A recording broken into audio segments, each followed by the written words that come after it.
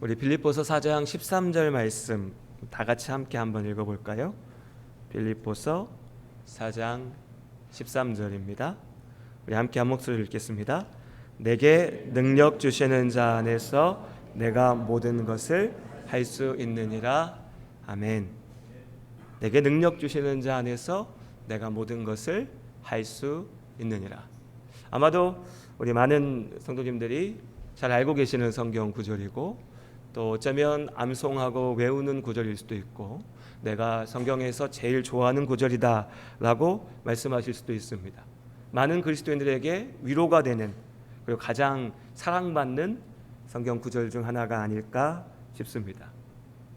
내게 능력 주시는 자, 내게 능력 주시는 하나님 안에서 내가 모든 것을 할 수 있다. 그런데 우리의 관심은 이 짧은 문장에서도 어디에 더 쏠립니까?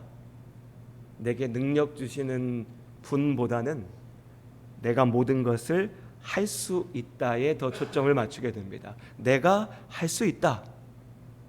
내가 모든 걸 할 수 있어. 물론 전제는 얘기해야죠. 하나님이 나에게 능력을 주시면 그럼 나는 모든 것을 할 수 있어. 참 맞는 고백이고 또 참 위로가 되는 고백이기도 합니다. 그렇죠. 우리에게 이런 용기가 필요합니다. 이런 도전, 이런 자신감이 필요하죠. 그래, 할 수 있어.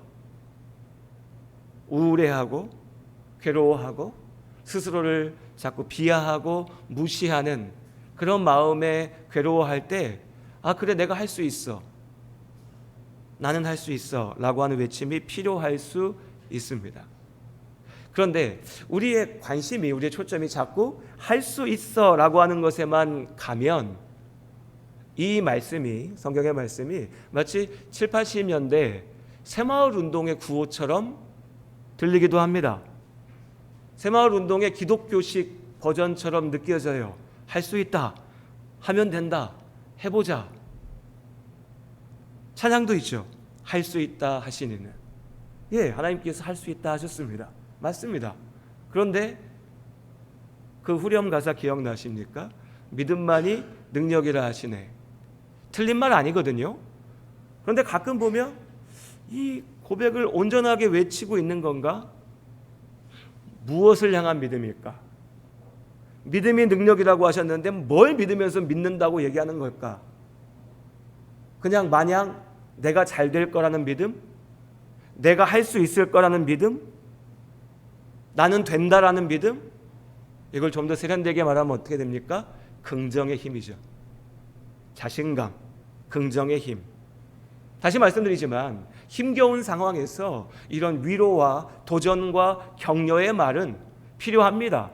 긍정적인 역할을 할 수도 있습니다. 하지만 사도 바울이 오늘 빌립보 교회 앞에 외쳤던 이 고백은, 야, 어렵고 힘들지만 할 수 있다라고 생각하고 열심히 하면 다 되는 거야, 하나님이 도와주실 테니까 믿고 그냥 하면 되는 거야, 이런 의미로 사용된 말이 아니라는 겁니다. 내 인생도 잘 될 수 있다는 낙관론과는 전혀 다른 삶의 태도, 삶의 기준에 대해서 외치고 있는 거죠. 우리 살다 보면 어떤 문화적인 상황들, 사회적인 관습으로 인해서 선뜻 입에 올리기 어려운 주제들이 있습니다. 나도 알고 당신도 알고 우리 다 알고 그렇게 살고 있는데 말로 하기는 좀 쉽지 않은 그런 주제들이 몇몇 가지 있어요. 생각해 보시면 금방 떠오를 겁니다. 그 중에 하나가 돈인 것 같습니다. 돈 얘기하기 쉽지 않습니다. 날마다 한번 여쭤보죠. 돈 생각 안 하고 하루라도 사신 분 계십니까? 혹시 있으시면 손 들어주십시오. 일단 저는 손을 못 들겠습니다. 우리 날마다 살면 크든 작든 좋든 싫든 돈 생각하잖아요. 하다못해 오늘 사러 가야 되는데 비싸네 싸네, 내가 있네 없네 다 생각합니다. 그런데 말로 하기는 좀 조심스러워요. 돈을 자꾸 입으로 얘기하면 내가 뭔가 세속적인 사람 같고, 뭔가 욕심 많은 사람 같고, 좀 추한 사람 같고, 특히나 예수 믿는 사람들이, 또 특히나 목사 만나서 돈 얘기하면 내가 믿음 없다고 생각될 것 같습니다. 그런데 사실 그런 건 아니죠. 그래도 우리가 말하기 어려운 이런 주제 중에 하나가 돈입니다. 돈과 관련되면 이래저래 말하기가 조심스럽습니다. 그래서 조심스러워서 우리가 말하지 않고 표현하지 않으면 문제가 안 되냐라고 하면 그게 아니죠. 교회 안에서도 우리 믿음의 삶 가운데도 돈으로 인한 문제들이 여러 가지 나타납니다. 돈 얘기하는 것도 부담스러운데, 특히 교회 안에서 돈 얘기하는 거 참 어려운데, 이게 또 목사와 관련되어 있으면 더 얘기하기가 어렵습니다. 목사님 사례비 어떻게 해야 되지? 이런 거는 좀 많은 분들이 생각만 해도 좀 뭔가 하면 안 될 것 같은, 어느 쪽이든지 가네요. 그래서 말도 안 하려고 하고 생각도 안 하려고 합니다. 근데 문제는 그 가운데 진짜 잘못이 나타난다는 거죠. 부정부패의 문제들이 생겨납니다. 안타깝지만 교회 안에서 특히 목회자들이 돈과 관련한 여러 가지 문제를 만들어냅니다. 우리 아픔이 되죠. 그럼 그런 문제를 부딪히고 경험하면서 비판할 때, 야, 왜 목사가 돈만 밝히냐? 교회 가면 목사한테 돈 주는 거 아니냐? 그럼 뭐하러 하냐?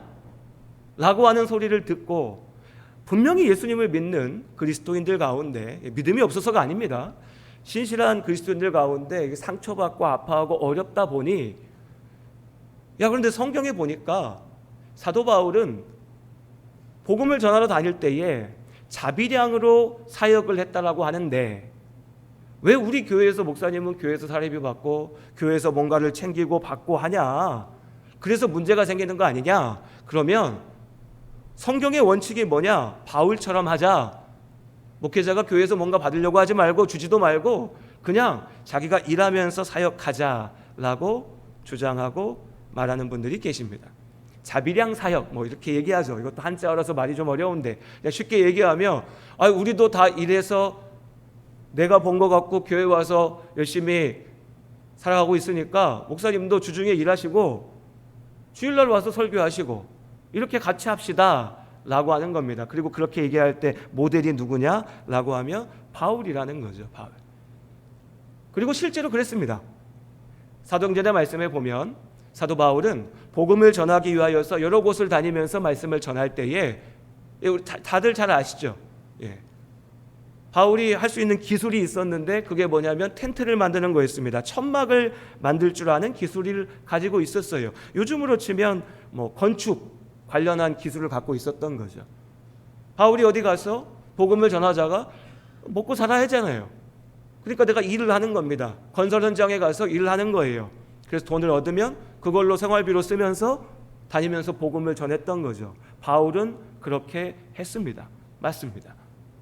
그런데 그럼 그것이 성경의 기준이 되냐라고 하면 여기서 또 다른 문제가 생기죠. 고린도전서 9장의 말씀에 보면 사도 바울 자신이 그렇게 얘기합니다. 찾아보실 것까지는 아니고 제가 읽어드리면요, 성전에 일을 하는 사람들은 성전에서 나는 것을 먹으며 제단에서 섬기는 이들은 제단과 함께 나누는 것을 너희가 알지 못하느냐? 이와 같이 복음을 전하는 자들이 복음으로 말미암아 살리라 명하셨느니라.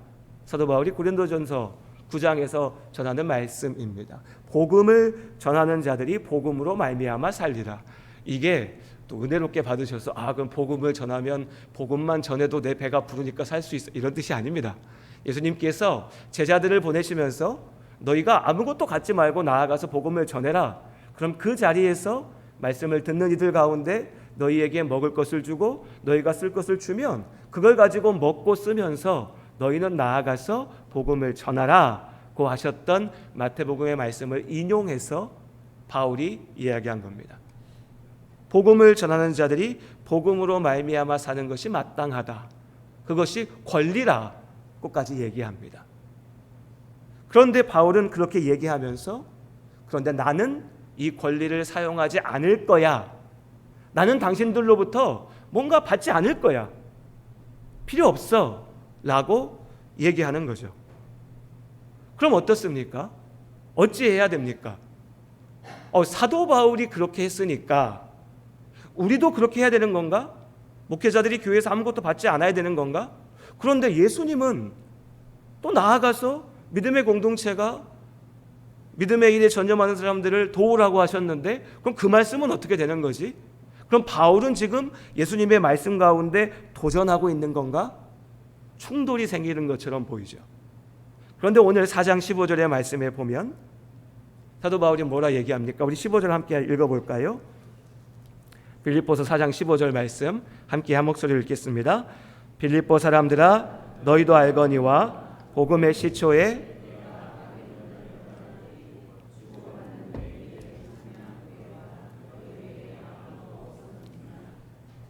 내가 마게도냐 그리스 땅입니다. 빌립보가 있는 이 지역 처음에 와서 복음을 전하고 복음의 시초라고 하는 게 그거죠. 내가 이 땅에 와서 처음에 선교사로 와서 복음을 전하고 교회를 세우고 사역을 하다가 다시 이 땅을 떠나게 되었을 때에 그리고 이후로도 주의 복음을 전하는 일을 하는 그 모든 과정들 동안 어떤 교회도 나를 돕지 않았다. 내가 받지 않았다라는 겁니다. 그런데 예외가 하나 있었죠. 어딥니까? 빌립보 교회예요. 당신들 빌립보 교회 말고는 어떤 교회도 나를 돕지 않았습니다. 내가 그걸 받지 않았어요. 나는 내가 이래서 사역했으니까. 그런데 내가 당신들의 빌립보 교회의 후원은 헌금은 요즘으로 치면 사례비는 월급은 받았어요. 선물은 받았습니다. 라고 이야기하고 있습니다. 그럼 뭐죠? 왜 바울의 말이 안 맞죠? 어디에서는 받고 어디서는 안 받고 왜 이렇게 했을까요? 왜 이렇게 해야 될까요? 바울은 도대체 기준이 없이 마음대로 움직였을까요? 그럼 목사도 그래야 될까요? 어떤 집사님이 주는 선물은 나를 사랑하는 분이 주는 거니까 기쁘게 받고 누가 주는 거는 저분은 믿음이 별로 없는 것 같아 싫으니까 안 받고 뭐가 기준일까요? 이유가 있었습니다. 당시에 사도 바울이 방문하여서 복음을 전하였던 여러 지역들, 특히 고린도 그리고 데살로니가 같은 지역은 각각의 그 지역의 중심이었습니다. 우리로 치면 전라도로 치면 전주고요, 광주고요, 한 나라로 치면 서울 수도였습니다. 부유한 지역이었습니다. 무역 항구가 있는 지역이었어요. 잘 사는 동네였습니다. 그런데 그 잘 사는 동네에서 돌아다니면서 내가 진리를 얘기하겠다, 내가 올바름을 얘기하겠다, 내가 무언가 대단한 것을 알려주겠다, 그러니까 나한테 그 대가로 돈을 달라고 요구하는 사람들이 있었습니다. 철학자들이 있었습니다. 그리스였으니 그리스 철학자들이 있었습니다. 그 사람들은 내 지식을 돈을 받고 팔았습니다. 그럴 수 있죠. 먹고 살기 위해서 하는 일이니까. 내가 아는 진리라고 하는 것을 전해주고 무언가 대가를 받으려고 했다고요. 그런데 바울의 입장에서 보면요, 지금 바울이 먹고 살기 위해서 이 자리에 가 있었습니까? 아니거든요. 먹고 살려면 그냥 예루살렘에 있었으면 됩니다. 바리새인의 자리에 있었으면 돼요. 그럼 자기는 유대 사회의 기득권층으로 고위층으로 올라갈 수 있었다고요. 그냥 그렇게 누리고 살 수 있었어요. 아니 하다못해 그냥 내 고향에서 텐트 만들면서 내가 할 수 있는 그 기술을 가지고서 돈 벌고 살면 됐어요. 그런데 바울은 먹고 살기 위해서 그 여러 지역을 다니면서 복음을 선포한 게 아니었다고요. 바울의 인생의 목적은 예수 그리스도의 복음을 전하는 것이었습니다. 그런데 내가 이 땅에 가서 복음을 전하면서 그렇게 복음의 결과로 세워진 교회 가운데 도움을 받으면, 내가 달라고 하지 않았지만 그 교회에서 우리가 당신과 함께 하겠습니다라고 도울 때에 그 도움을 받으면 자칫 그 땅의 사람들이 야 저거 봐, 저 바울 저 사람도 똑같네, 우리가 맨날 봤던 철학자들이나 예수 믿으라고 하는 저 사람이나 똑같네 라고 오해받으면 결과적으로 주의 복음이 전해지는 일에 회방이 될 것 같아서 바울이 먼저 얘기한 겁니다. 나 받지 않겠다. 나에게 도움을 주지 않아도 된다. 내가 이래서 행하겠다. 그런데 빌립보 교회는요, 빌립보 교회는 바울이 오랫동안 떨어져 있었습니다. 그리고 그 처음부터 그 교회의 성도들과 함께 쌓아온 사랑과 신뢰의 관계가 있었습니다. 오해할 만한 형편과 상황이 없었어요. 그래서 바울은 기꺼이 그들의 지원을 사양하지 않고 감사함으로 받았던 겁니다. 자, 그럼 뭡니까 여러분? 오늘 말씀에서 우리가 보아야 될 건 뭘까요? 자비량 사역을 해야 되냐 안 해야 되냐, 교회에서 목회자한테 사례를 줘야 되냐 안 해야 되냐, 뭐가 더 경건한 거냐, 뭐가 신실한 거냐, 이게 아니라는 겁니다. 오늘 말씀의 핵심은 거기에 있지 않습니다. 오히려 빌립보서 4장 10절 이하의 말씀에서 우리가 볼 수 있는 건 뭐냐면, 이 돈이라고 하는 것을 대하는, 나아가서 나의 인생을 바라보는 사도 바울의 믿음의 사람의 태도, 하나님의 일꾼으로서 삶을 사는 태도를 우리가 볼 수 있는 겁니다. 4장 10절의 말씀 우리 같이 함께 읽어보죠. 빌립보서 4장 10절입니다. 우리가 참목소리 읽겠습니다. 내가 주 안에서 크게 기뻐함은 너희가 나를 생각하던 것이 이제 다시 싹이 남이니 너희가 또한 이를 위하여 생각은 하였으나 기회가 없었느니라. 바울이 빌립보 교회 성도들에게 후원금 같은 걸 받았습니다. 그리고 얘기합니다. 내가 주 안에서 크게 기뻐한다. 엄청 기뻤어요. 행복했어요. 왜 기뻤을까요? 돈으로 모든 것을 판단하고 생각하는 사람들의 눈에 보면 기쁘겠죠. 돈 생겼는데. 누가 나한테 돈 보내줬는데 왜 싫어요? 아이고 좋지, 웬 떡이야? 이게 무슨 좋은 거야? 야, 나도 목사 해야겠네, 나도 선교사 해야겠네, 가만히 있어도 돈을 갖다 주네 라고요. 그렇게 생각할 겁니다. 그런데 오늘 바울은 얘기합니다. 바울의 초점은 돈에 있지 않습니다. 바울은 빌립보 교회의 성도들을 바라봅니다. 그들의 사랑을 바라봅니다. 그동안에도 빌립보 성도들의 마음 가운데 바울을 향한 마음이 있었지만 여러 가지 형편으로, 여러 가지 상황들로 인하여서 돕지 못했던 것 같습니다. 무언가 전하지 못했던 것 같아요. 그런데 이제 바울이 감옥에 갇혀 있는 동안에 빌립보 교회 성도들이 바울을 위하여서 무언가 선물을 보냈습니다. 뭔지 모르겠어요. 얼마나 가치가 있는지도 모르겠습니다. 중요한 것은 바울은 그 가운데 나를 위하여서 사랑하는, 나의 사역 가운데 동참하는 빌립보 교회 성도들의 그 모습을 기뻐하는 겁니다. 하나님의 일에 함께하는 그 모습 가운데 기뻐하는 겁니다. 14절의 말씀에 너희가 내 괴로움에 함께 참여하였으니 잘하였도다. 돈 주고 말고가 문제가 아니라고요. 하나님의 일을 나아가는 나와 함께하니 참 잘했다, 참 기쁘다, 내가 즐겁고 행복하다. 그래도 오해할 수 있는 사람들이 있어서 바울이 덧붙이는 말이 11절과 12절의 말씀인 겁니다. 같이 읽어보죠. 11절 12절입니다. 내가 궁핍함으로 말하는 것이 아니라 어떠한 형편에든지 나는 자족하기를, 나는 비천에 처할 줄도 알고 풍부에 처할 줄도 알아. 모든 일 곧 배부름과 배고픔과 풍부와 궁핍에도 처할 줄 아는 일체의 비결을 배웠노라. 돈이 있으면 좋습니다. 좋죠. 돈이 있으면 일단 편합니다. 편해요. 우리가 경험하는 겁니다. 설명이 필요 없습니다. 돈이 있으면 좋은 거고요. 왜 좋냐라고 하면 돈이 있으면 편합니다. 돈이 있으면 많은 문제를 해결할 수가 있으니까요. 반대로 얘기하면 돈이 없으면 불편합니다. 돈이 없으면 해결되지 않는 문제들이 있습니다. 돈이 있어야 할 수 있는 일이 분명히 있죠. 그런데 역시 반대로요, 돈이 없어야만 비로소 보이는 것도 있습니다.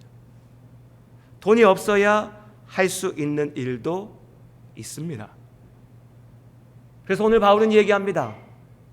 하나님께서 나에게 알게 하신 그 비결, 그 비밀, 그 능력이 있기에 나는 부유함이나 가난함이나 배부를 때나 배고플 때나 그 모든 상황 가운데 내가 살아낼 수 있는 그 방법을, 그 능력을, 그 비결을 내가 배웠다. 내가 알고 있다. 나는 그렇게 살 수 있다라고 얘기합니다. 나는 그렇게 살 수 있다. 바울이 대단한 사람이어서 그럴 수 있었을까요? 바울이 대단한 사람이었어? 무언가 나에게 있는 것을 다 비워서 자족이라고 하는 걸 얘기하면, 만족을 얘기하면 많은 분들이 이 불교식 사고를 갖습니다. 나를 비운다, 나를 내려놓는다, 포기한다. 그렇게 보면 바울과 같은 사람들은 엄청나게 대단한 사람인 것처럼 보여요. 야, 저 사람은 어떻게 저걸 포기하지? 야, 저 목사님은 어떻게 저런 걸 포기하지? 여러분, 성경에서 하나님께서 우리에게 말씀하시는 것은 우리가 뭔가를 막 포기하고 내려놓는 게 아닙니다. 당시에 그리스 철학자들 가운데도 스토아 학파라고 불렸던 사람들은 사람이 결단하고 내 마음의 중심을 잡아서 무언가 가치 없는 것을 다 버리고 내려놓고 가치 있는 것을 쫓아나가면 대단한 진리를 깨달을 수 있다, 뭐 이런 걸 얘기했어요. 또 오늘 바울이 얘기하는 내가 어떠한 상황에도 있을 수 있다라고 하는 것은 그런 식의 사고방식이 아니라고요. 우리 13절의 말씀 보았지 않습니까? 뭐라 얘기합니까? 내게 능력 주시는 자 안에서. 내가 나를 비우는 게 아닙니다. 내가 결단하는 게 아니라고요. 내가 무언가를 깨닫는 게 아니고요. 내가 대단한 존재가 되는 게 아닙니다. 나는 그저 나를 사랑하시는 하나님의 그 사랑을 인정하는 겁니다. 하나님이 나를 진짜 사랑하시는구나, 그걸 그냥 믿는 겁니다.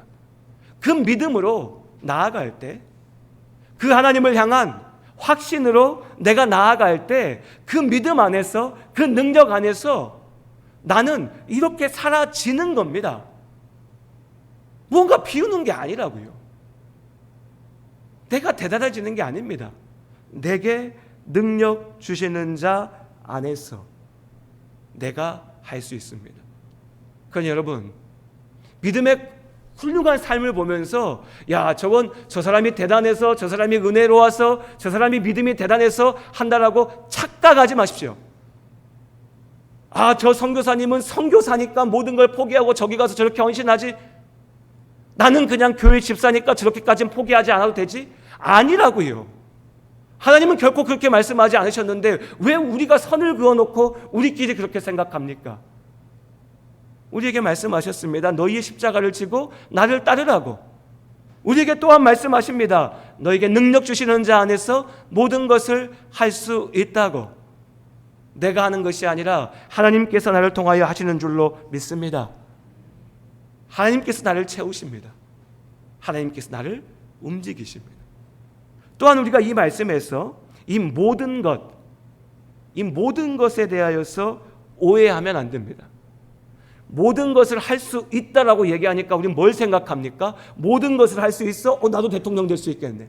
모든 것을 할 수 있어? 나도 부자 될 수 있겠네. 모든 것을 할 수 있어? 나도 대단한 것을 이룰 수 있겠네. 뭐가 안 될 때 이 말씀 가지고 가서 모든 것을 할 수 있다라고 얘기합니다. 그럼 제가 반대로 한번 말씀드려 볼게요. 내가 모든 것을 할 수 있어?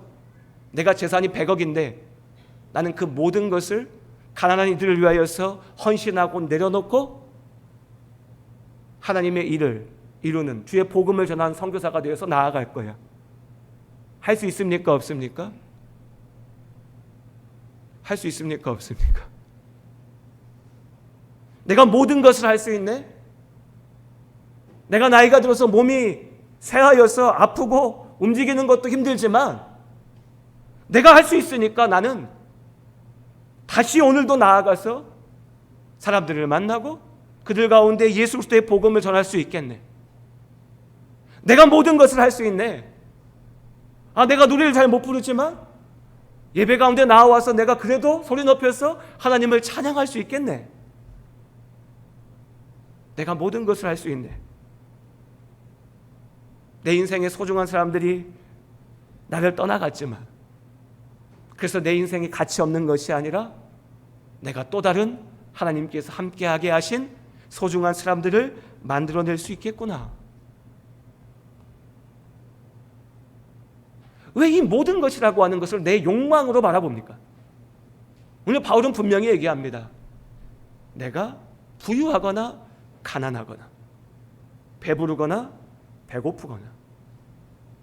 여러분, 반대도 마찬가지입니다. 오늘 빌립보서 4장의 말씀을 얘기하면 자족이라고 하는 말이 나오니까 어떤 분들은 또 그렇게 생각하세요. 또 우리 목사님, 그래, 세상의 것들은 다 부질없고 필요 없고 가질 가치가 없고 다 내려놓고 그냥 하나님 앞에서 내 몸 하나만 가서, 어디 성경에 그렇게 얘기합니까? 그렇게 얘기하지 않으십니다.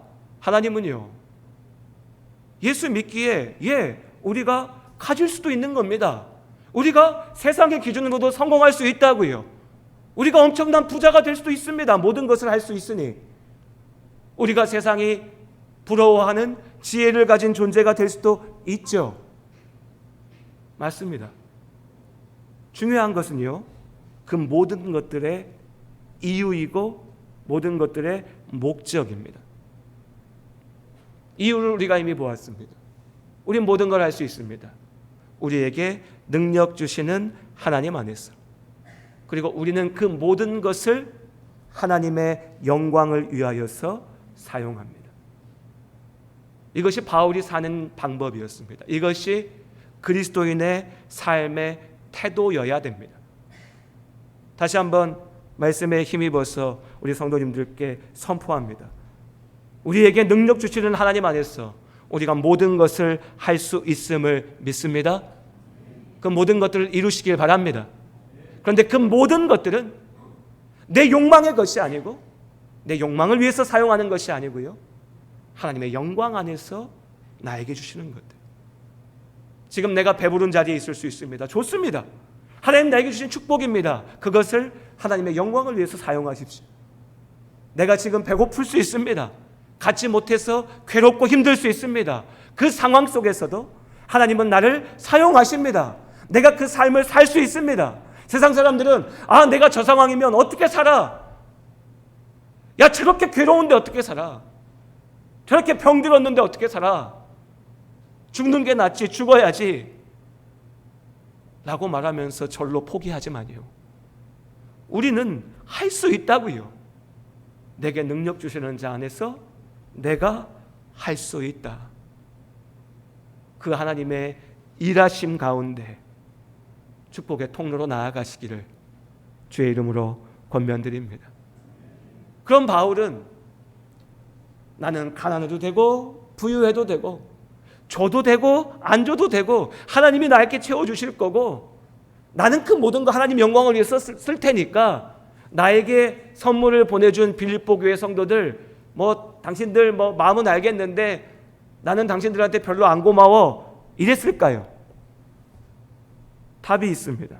4장 19절의 말씀, 우리 마지막으로 읽겠습니다. 4장 19절, 우리 함께 한 목소리 읽겠습니다. 나의 하나님이 그리스도 예수 안에서 영광 가운데 그 풍성한 대로 너희 모든 쓸 것을 채우시리라. 사도 바울이 빌립보 교회 성도들에게 전하는 축복의 말입니다. 바울은 고마워했습니다. 바울은 감사했죠. 빌립보 교회 성도들에게. 다시 말씀드리지만 돈, 물건이 아니라요, 그들의 마음에, 그 사랑에, 그리고 그들을 위하여서 기도합니다. 축복합니다. 하나님께서 그들에게 복 주시기를. 그런데 오늘 말씀도 그렇죠. 바울이 뭐라고 축복합니까? 여러분, 목사가 뭐라고 축복해야 되겠습니까? 마음 같으면요, 부자 되게 하여 주시옵소서, 다 잘 되게 하여 주시옵소서, 이래야 될 것 같아요. 오늘 바울이 뭐라고 얘기합니까? 하나님께서 영광 가운데 풍성함으로 너희의 모든 쓸 것을 채우시리라. 하나님께서 너희에게 원하시는 대로 그 뜻 가운데 너희에게 필요한 것들을 풍성하게 채우시리라. 다시 한번 여기서 봅니다. 바울의 기준은요, 세상 사람들이 따지는 많고 적음에 애당초 있지 않았다고요. 하나님의 말씀에 온전히 의지합니다. 풍성한 대로 너희 쓸 것을 채우시리라. 마태복음 6장에서 예수께서 말씀하셨습니다. 저 들판에 들풀도 하늘의 새도 먹이시고 살리시는 하나님께서 하물며 사랑하는 자녀를 살리지 아니하시겠냐? 예수님의 말씀 그대로입니다. 내가 주님의 은혜 안에 나아가는데 하나님이 나를 살리지 않으시겠냐? 그런데 그렇게 살다 보니 부유할 때도 있고 가난할 때도 있고 기쁠 때도 있고 슬플 때도 있는데 이게 왜 그럴까 가만히 고민하며 주의 말씀을 바라니 바울의 고백입니다. 내게 능력 주시는 자 안에서 그 모든 상황 가운데 나로 살게 하시는 하나님의 은혜, 그 풍성한 채우심, 그 참된 복, 나는 그 복 안에 있고 내가 사랑하는 빌립보 교회 성도들, 당신들도 그 안에 있기를 바랍니다. 바울의 이 고백을 우리가 잘 기억했으면 좋겠습니다. 혹여 오늘 말씀 듣고 나 지금까지 13절 말씀 막 인생의 모토로 삼고 살았는데 좀 별로 마음에 안 드네 하지 않으셨으면 좋겠습니다. 새삼 다시 한번 이 말씀을 기억하고 마음에 붙으셨으면 좋겠습니다. 그런데 세상 사람들이 얘기하는 그런 해석으로서의 말씀이 아니라 하나님께서 우리에게 주신 그 말씀 그대로의 뜻대로 우리 13절 다시 한번 읽고 말씀을 마치도록 하겠습니다. 4장 13절 우리 함께 한 목소리로 우리의 고백으로 함께 읽도록 하겠습니다. 내게 능력 주시는 자 안에서 내가 모든 것을 할 수 있느니라. 한 번만 더 읽겠습니다. 내게 능력 주시는 자 안에서 내가 모든 것을 할 수 있느니라. 하나님,